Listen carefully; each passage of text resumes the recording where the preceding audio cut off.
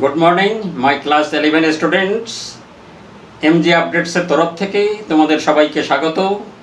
তোমরা ইতিমধ্যেই রাষ্ট্রবিজ্ঞানের syllabus, number distribution, কেন পড়ব, এর প্রাসঙ্গিকতা ইত্যাদি বিষয়ে এই চ্যানেলেই অবহিত হয়েছ। আজ তোমাদের সিলেবাসের প্রথম অধ্যায়ের আলোচনায় রাষ্ট্রবিজ্ঞানের সংজ্ঞা ও বিষয়বস্তু নিয়ে আলোচনা শুরু করছি। সময়ের সঙ্গে তাল মিলিয়ে চলতে হবে সবাইকেই, প্রয়োজনে বারবার এই আলোচনাটা ফলো করবে। Now let us start, follow me, listen carefully. রাষ্ট্রবিজ্ঞান একটি সামাজিক বিজ্ঞান। প্রাচীন গ্রিক চিন্তাধারা থেকে শুরু করে রোমান সভ্যতা, ইউরোপের নবজাগরণ পার হয়ে বিংশ শতাব্দীর আচরণবাদীদের হাতেই রাষ্ট্রবিজ্ঞান বিষয় হিসাবে একটি সুসংবদ্ধ রূপ লাভ করে। এখানে রাজনীতি বা পলিটিক্স শব্দটি পলিটিক্যাল সায়েন্সের আলোচনায় বা রাষ্ট্রবিজ্ঞানের আলোচনায় অনিবার্যভাবে এসে যায়। আর্থার বেন্টলি মনে করেন রাজনীতি একটি আচরণের বহিঃপ্রকাশ ও মনস্তাত্ত্বিক ক্রিয়া। গার্নার আবার রাষ্ট্রকে রাষ্ট্রবিজ্ঞানের কেন্দ্রীয় বিষয় বলে অভিহিত করেছেন। তবে রাষ্ট্রবিজ্ঞানের দুটো দিক মনে রাখবে: তাত্ত্বিক ও ব্যবহারিক, থিওরিটিক্যাল অ্যান্ড প্র্যাকটিক্যাল। তাত্ত্বিক দিক হল রাষ্ট্রের উদ্ভব বা উৎপত্তি, ক্রমবিকাশ, প্রকৃতি, গঠন, কার্যাবলী ইত্যাদি। আর ব্যবহারিক দিক হল সরকার বা সংগঠনের রূপ ও কার্যাবলী এবং বিভিন্ন প্রকার আইন, কূটনীতি ইত্যাদি। পাশাপাশি বিংশ শতাব্দীর মার্ক্সবাদীগণও সমাজ ও রাষ্ট্রকে বস্তুবাদী দৃষ্টিকোণে ব্যাখ্যা করে রাষ্ট্রবিজ্ঞানকে আরও সমৃদ্ধ করেছেন। সাধারণভাবে রাজনীতি বা পলিটিক্স বলতে দলীয় রাজনীতি, অর্থাৎ রাজনৈতিক দলগুলির মতাদর্শগত ও ক্ষমতা দখলের প্রতিদ্বন্দ্বিতা, নির্বাচনে বিভিন্ন রাজনৈতিক দলের নেতৃবৃন্দ কর্তৃক অনুসৃত কৌশল প্রভৃতিকে বোঝায়। কিন্তু হেক, হ্যারফ ও ব্রেসলিন তাদের রচিত comparative government and politics and introduction নামক পুস্তকে রাজনীতিকে এমন একটি প্রক্রিয়া হিসাবে উল্লেখ করেছেন যার সাহায্যে গোষ্ঠীসমূহ যৌথ সিদ্ধান্ত গ্রহণ করতে পারে। এখানে গোষ্ঠীসমূহের যৌথ সিদ্ধান্ত বলতে কমন সেটেলমেন্টকেই বলা হয়েছে। যাই হোক, গ্রিক পণ্ডিত অ্যারিস্টটল যখন প্রথম রাজনীতি শব্দটি ব্যবহার করেন তখন তা একটি মাত্র নির্দিষ্ট ক্ষেত্রেই সীমায়িত ছিল। তবে আধুনিক রাষ্ট্রবিজ্ঞানীরা রাষ্ট্রবিজ্ঞানের পরিবর্তে রাজনীতি শব্দটিকে প্রাতিষ্ঠানিক রাষ্ট্রীয় গণ্ডির চাইতে আরও ব্যাপক অর্থে ব্যবহার করেছেন। এখানে একটা কথা বলি, পরে ভুলে যাব। Follow me, listen me. দলীয় রাজনীতিকে বা পার্টি পলিটিক্সকে রাজনীতি বা পলিটিক্যাল সায়েন্স নামক শাস্ত্রের সমর্থক হিসাবে দেখার ফলে এক ধরনের বিভ্রান্তি দেখা দেয় এবং ক্রমে তা ভয়ঙ্কর মাত্রা পায়।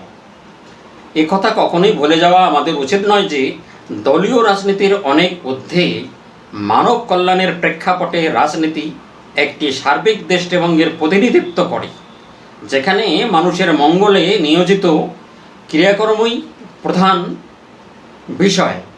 মনে রাখা আমাদের প্রয়োজন, রাজনীতি ও দলীয় রাজনীতি এক নয়। অর্থাৎ আমরা সাধারণভাবে যে কথাটা বলে থাকি, পলিটিক্স মানেই হচ্ছে কোনো না কোনো রাজনৈতিক দলের কথা। কেউ ভাবে তৃণমূল কংগ্রেস পার্টি, কেউ ভাবে সিপিএম পার্টি, কেউ বলছে বিজেপি পার্টি। Not that. এখানে রাজনীতি অর্থে কোনো পার্টিকুলার রাজনৈতিক দলের কথা এখানে বলা হচ্ছে না। এখানে সামগ্রিকভাবে মানব কল্যাণে একটা রাষ্ট্রীয় কার্যকলাপকে বা একটা টোটাল প্রক্রিয়াকে বোঝানো হয়েছে বা বোঝানো হচ্ছে। Again follow me. গ্রিক দার্শনিক অ্যারিস্টটল সর্বপ্রথম রাজনীতি শব্দটি ব্যবহার করেন তার প্রখ্যাত পলিটিক্স গ্রন্থে। তার কাছে রাজনীতি হলো একটি শাস্ত্রীয় ধারণা যা মানব জীবনের সার্বিক বিষয়াদি তুলে ধরে। তাই দেখা যায় যে তিনি তার রাজনীতি গ্রন্থে পরিবার, পারিবারিক অর্থনীতি থেকে মানুষের বা মনুষ্য প্রকৃতি, শিক্ষা ব্যবস্থা, সাংবিধানিক ব্যবস্থা, সাম্যবাদ, গণতন্ত্র সহ সরকারের নানা রকম রূপসহ মানব জীবনের সাথে অঙ্গাঙ্গিভাবে জড়িত নানা বিষয় এই রাজনীতিশাস্ত্রের আঙ্গিনায় নিয়ে এসেছেন। বস্তুত রাজনীতি হলো এক বিশাল কর্মযজ্ঞ। তাই অ্যারিস্টটল বলেছেন, the end of politics is not knowledge but action. এখানে ক্রিয়াকর্ম বা অ্যাকশন বলতে সামাজিক রাজনৈতিক ক্রিয়াকর্মকেই বোঝানো হয়েছে।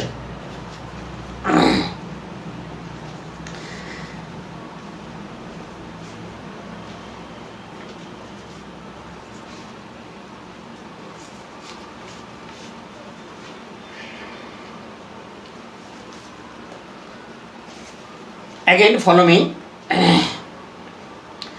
রাষ্ট্রবিজ্ঞানের সার্বজনীনতার ক্ষেত্রে আর একটু বলি।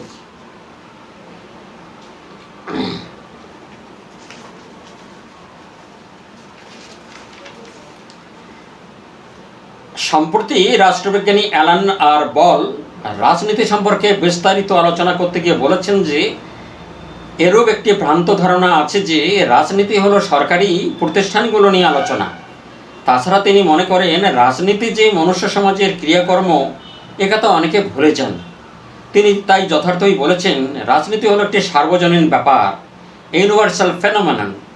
বস্তুত সামাজিক বিষয়াদি এর অংশ। অ্যালান আর বলের মতে যেখানেই দ্বন্দ্ব সেখানেই রাজনীতি। তার মতে এই রাজনীতি হলো একটি সার্বজনীন ব্যাপার এবং ব্যাপক সামাজিক কাজকর্মের উৎস হিসেবে রাজনীতি শাস্ত্রের অবস্থান। তাই তার কথায় বলা যায়, দুস্থের জন্য গৃহ নির্মাণ, শিক্ষার প্রসার, দারিদ্র দূরীকরণ, রাস্তা নির্মাণ, নারী শিক্ষার প্রসার, নারী জাতির প্রতিনিধিত্ব ও রাজনীতিতে অংশগ্রহণ করা প্রতিটি বিষয়ই সামাজিক এবং রাজনৈতিক।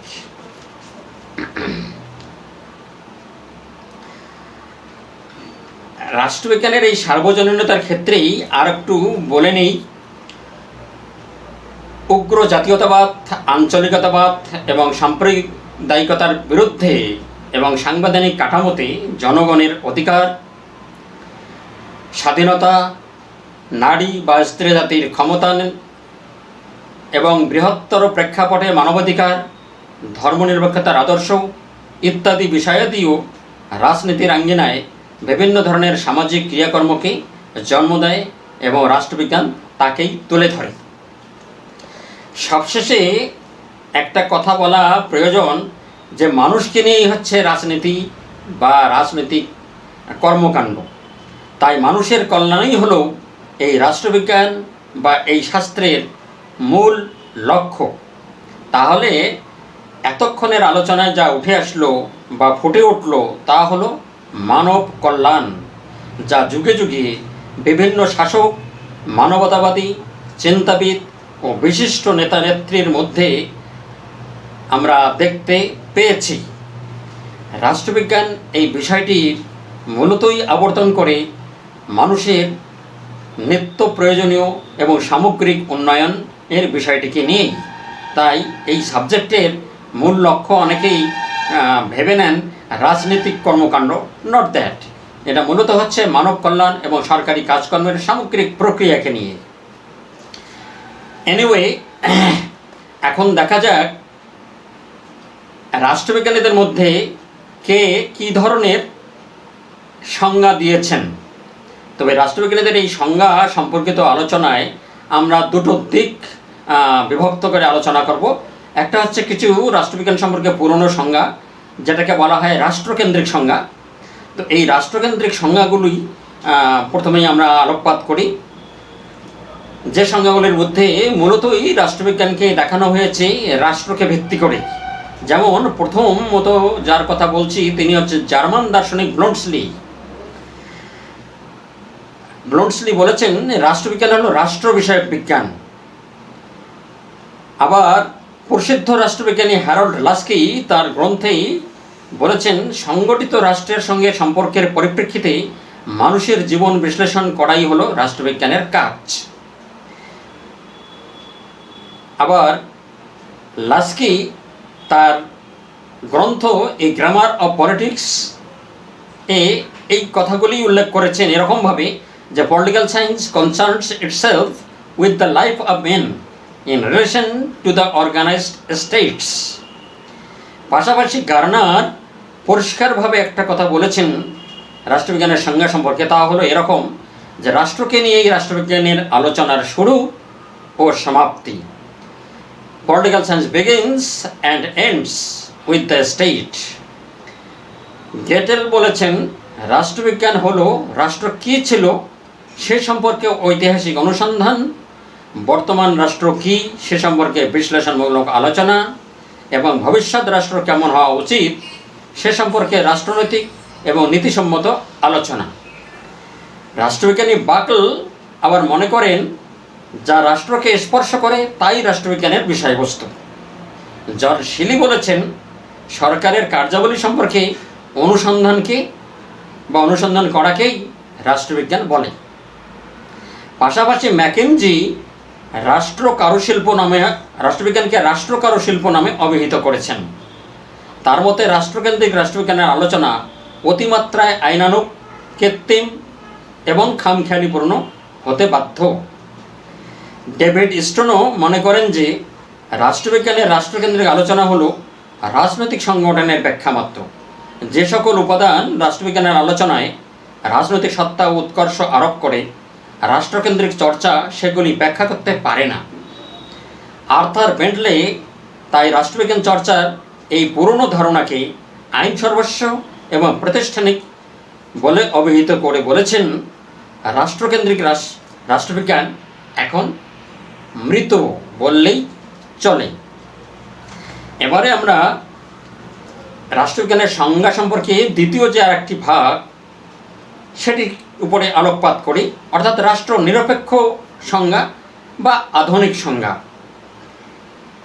প্রথমেই এই সংজ্ঞাগুলির মধ্যে আচরণবাদী নামে পরিচিত ডেভিড স্টোন, লাসওয়েল, রবার্ট ডাল প্রমুখ রাষ্ট্রবিজ্ঞানীর এই পুরনো ধারণাগুলিকে বিসর্জন দিয়ে রাষ্ট্রনিরপেক্ষ রাষ্ট্রবিজ্ঞানের আলোচনা করেছেন। এগুলো নিয়েই আমরা এখন আলোকপাত করব। যাই হোক, এই ডেভিড স্টোন, হ্যারল্ড লাসওয়েল, রবার্ট ডাল প্রমুখ মনে করেন কর্তৃত্ব, প্রভাব, সংঘাত, ক্ষমতা, গোষ্ঠীর আচার আচরণ ইত্যাদি নিয়ে অভিজ্ঞতাবাদী চর্চাকে রাষ্ট্রবিজ্ঞান বলে।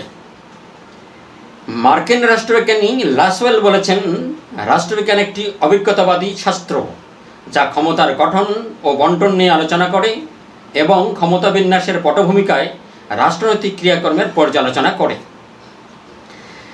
রবার্ট ডাল আবার বলেছেন ক্ষমতা, শাসন এবং কর্তৃত্ব হলো রাজনৈতিক প্রধান প্রতিপাদ্য বিষয়।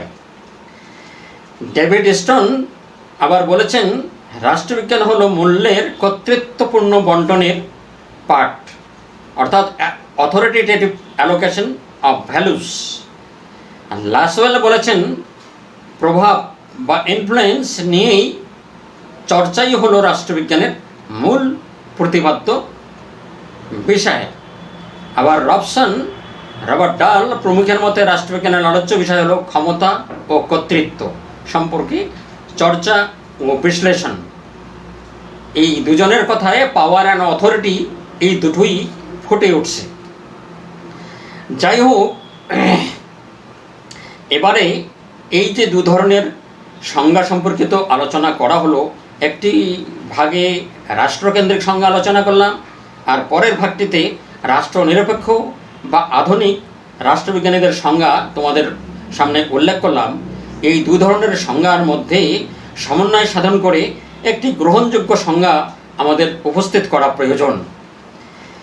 তো যাই হোক, রাষ্ট্রবিজ্ঞানের একটি গ্রহণযোগ্য সংজ্ঞা নির্দেশ করে আমরা বলতে পারি যে রাষ্ট্রবিজ্ঞান হলো সমাজবিজ্ঞানের সেই শাখা যা একদিকে রাষ্ট্রের উৎপত্তি, ভিত্তি, গঠন, প্রকৃতি, রাষ্ট্রের তত্ত্ব, সংগঠন, সরকার ও শাসন ব্যবস্থা, রাজনৈতিক মতবাদ ও মতাদর্শ, সমাজ বিকাশের ধারা, আন্তর্জাতিক সম্পর্ক ও সংগঠন নিয়ে আলোচনা করে এবং অন্যদিকে বিজ্ঞান মানসিকতা নিয়ে অভিজ্ঞতাবাদের আলোতে রাজনীতির সঙ্গে জড়িত বিভিন্ন ব্যক্তি ও গোষ্ঠীর আচার আচরণ, রাজনৈতিক বিরোধ, ক্ষমতা, দ্বন্দ্ব, প্রভাব, রাজনৈতিক সংস্কৃতি এবং রাজনৈতিক মনোভাব, রাজনৈতিক কার্যে অংশগ্রহণ, রাষ্ট্রনৈতিক অবস্থান প্রভৃতি বিষয় এবং তথ্যসমূহ চর্চা, বিশ্লেষণ, পর্যালোচনা এবং মূল্যায়ন করে যে শাস্ত্র, তাকেই বলা হয় রাষ্ট্রবিজ্ঞান। That's all. ওকে, ধন্যবাদ সবাইকে। এর পরের দিন আমরা পাঠ্য হিসাবে রাষ্ট্রবিজ্ঞানের বিষয়বস্তু নিয়ে আলোচনা করব। ততদিনে ভালো থাকো। ওকে।